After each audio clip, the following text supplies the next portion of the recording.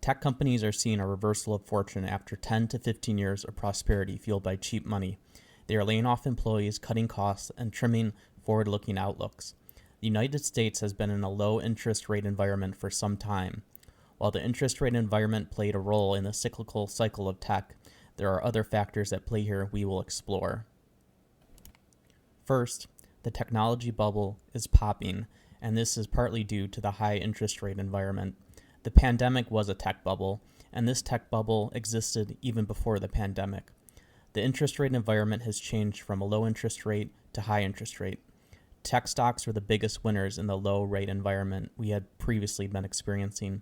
Investors were desperate to see returns for their investments. They often invested in technology companies that were not necessarily profitable, but provided good growth prospects. Tech stocks have high valuations because of growth expectations. Tech stocks were one of the few ways investors could get high returns during a period of slow economic expansion.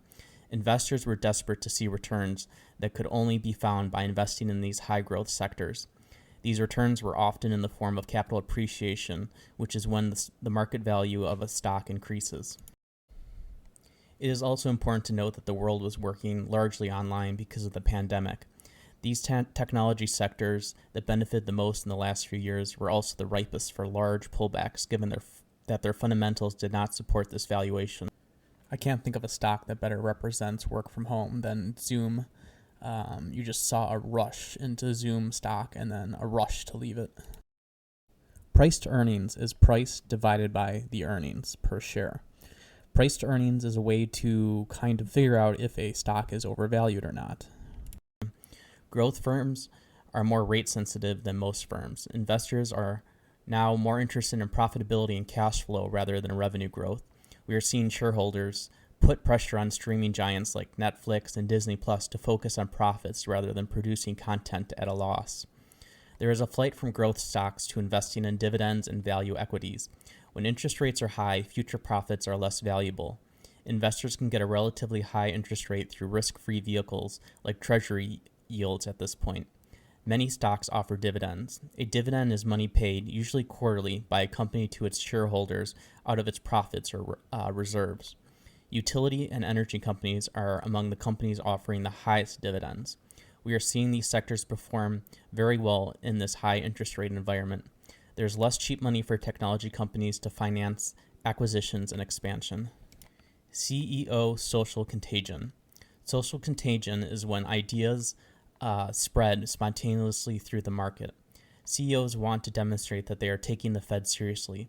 Many CEOs are laying off people because other companies are doing it, and they feel like this is expected of them. The widespread presence of this behavior suggests to CEOs that this is the correct course of action. There is protection offered by being part of a group. Firing is also shareholder friendly despite being unpopular with the public. Advertising recession. Advertising is cyclical in nature. There are more outlets also, like Disney Plus, competing for the same spend. Price decreases do not necessarily indicate a recession. Cyclical nature of hiring. In high turnover periods, you need to overstaff in anticipation of people leaving, and also to compensate for lower productivity. If the rate of turnover declines, you can't rely on attrition to bring down your staffing numbers, and therefore you have to start culling. Tech and media overstaffed out of fear of losing top candidates and to starve competitors of candidates. There was a period of hoarding talent. Now we are in a period of normalization of talent. Strengthening dollar versus foreign currency. The rising value of the dollar decreases the value of offshore revenue. Currently, the US dollar is strong. The U.S. economy is also strong, but some people would argue it is losing some strength. The U.S. economy is experiencing high inflation. Traditionally, a weak U.S. dollar is good for U.S. exporters because it makes U.S. goods relatively less expensive for buyers abroad. A weak dollar is often associated with high inflation in an economic downturn. Technology companies are not exporters of physical goods, but a strong dollar can still harm them in similar ways. The majority of revenue for U.S. tech companies is in U.S. dollars.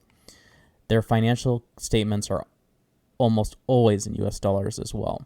When they translate foreign revenue into U.S. dollars, this foreign currency is worth less compared to U.S. dollars.